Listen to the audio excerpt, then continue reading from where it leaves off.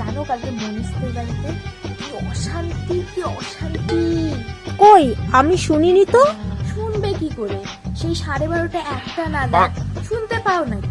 মনীষদের বাড়ি আর তোমাদের বাড়ি তো অনেক দূর, তুমি শুনলে কি করে গো, তাও আবার এত রাতে? আরে রাতে ঘুম আসছিল না জন্য হাঁটাহাঁটি করছিলাম বাইরে, ওই তখনই শুনেছি। নাহলে বাপু আমার ওই সব স্বভাব নেই, ওর বাড়িতে আল পাতা। কালকে তো মিতাদির মেয়েকে দেখলাম একটা ছেলের সাথে রাস্তায় ঘুরছিল, বয়ফ্রেন্ড হবে। কালকে আবার মিতাদি কি বলছিল জানো, যে মিতাদির মতো নাকি এই পাড়াতে সৎ মানুষ একটাও নেই। তখন আমি তোমার কথা বললাম, তখন কি বললো জানো, যে সুমিতাদির মতো জোচ্চোট মহিলা এই পাড়াতে কেন, কোনো পাড়াতে নেই। তুমি ভাবতে পারছো? কি এসব কথা বলেছে নাকি? হ্যাঁ, এইসব কথা আমার বাবা বলতে যেও না যে আমি বলেছি, তাহলে মাঝখান থেকে আমি খারাপ হয়ে যাব।